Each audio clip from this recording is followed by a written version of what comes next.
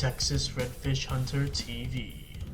What's up, guys? Welcome to this episode of Texas Redfish Hunter TV. So in our last video last week, I asked you guys to ask me questions for a Q&A. And one of the questions I got was from a new subscriber named Blaine. And his question was, do you have tips for newcomers to kayak fishing, how much to spend on your first kayak, and any other newbie questions? That's a really good question. I know it's the new year and just got past Christmas and the holiday times, so a lot of people got some new kayaks that are looking to get started kayak fishing, especially right at the beginning of the year.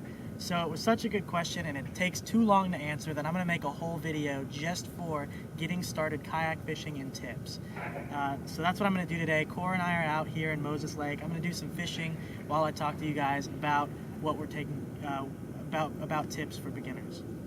So the first thing I have to say is, before you buy your own kayak, I recommend you figure out if you're going to even like kayak fishing. I feel like you'd be better off renting a kayak for a weekend. I know Fishing Tackle Unlimited rents them out $50 for a full weekend, $65 for a Hobie for a full weekend. So I feel like if you don't have a kayak yet, that's what you need to do. You need to rent a kayak for a weekend and figure out if you're going to even enjoy kayak fishing.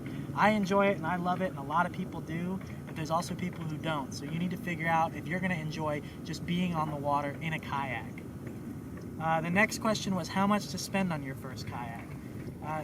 It depends on where you are and what your budget can be. Obviously, you want to go as good as you possibly can. I wouldn't go any less than a kayak that's going to go for about $500. Now, in saying that, there are also a lot of good used kayaks out there. And don't be afraid to buy a used kayak. There's nothing wrong with a lot of these used kayaks out there. So don't be afraid of those used kayaks. You can find a lot of them on Craigslist and even just fishing forums in general. That Ascend FS12T was $550. The new ones, I believe, are $600. That is probably, I think, the best starting yak you can get out there. If you want to go up to the $800 range, this is going to be a great kayak, the Ascend FS128T. Obviously, if money's not an object to you, then you're going to want to go with a Hobie or something in that range. But that's $2,500 to $3,000, depending on which Hobie you want. So I don't recommend that for beginners, but for your first kayak, I would say about $500. You don't want to go cheaper than that. If you can, go a little bit more. I know Wilderness System makes good kayaks. There's a lot of good kayaks out there. You just got to do research.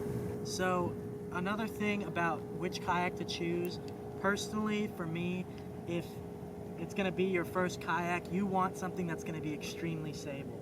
So do your research and figure out what the most stable kayak that you can afford is going to be, and that's the one I'd go with. At least at the beginning, you want it to be super stable so that you know you're not going to turtle and really ruin a fishing trip by doing that. So you definitely want a very stable kayak, and that's the one you should choose first. Before you're going to head out and do some kayak fishing, do research. Research is the biggest thing you can do before you hit the water, and that's going to make you be more successful. You can't just go into the water on any old day and put a line wherever you want and catch fish. It doesn't always work like that. Sometimes it does, but most of the time it doesn't.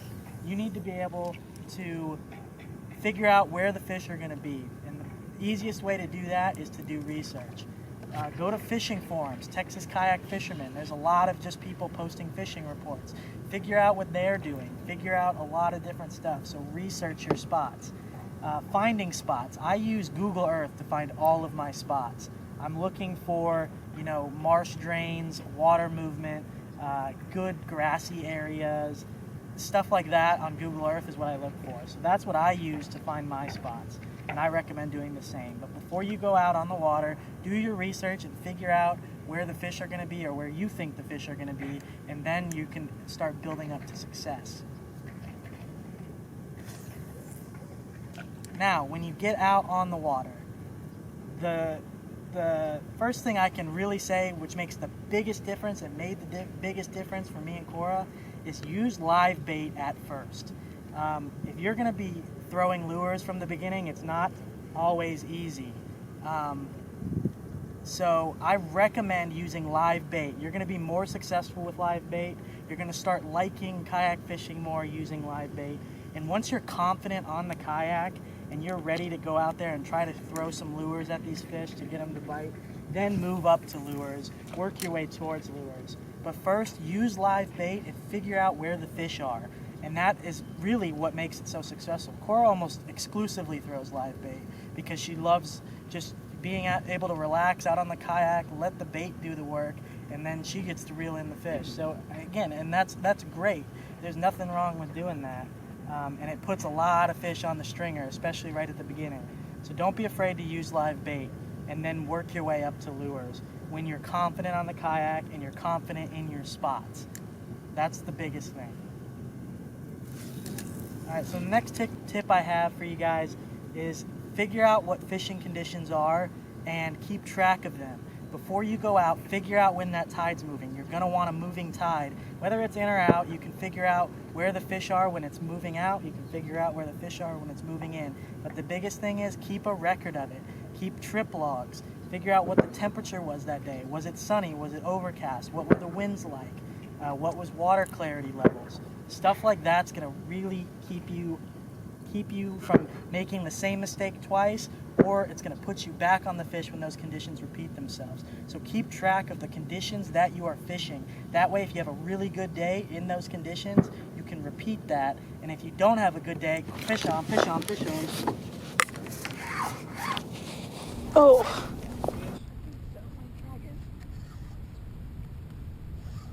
Your drag is not set. I know, I never fixed this one. Make sure it's turned the right way. Now it is. Your ion's still on. Yeah. Is he over it? He's over it. You're good. He's coming right at me. He's coming right over here. You think you can ever do it? Maybe, yeah. It's a red. Yes! Oh, I can get him. You got him? Yes!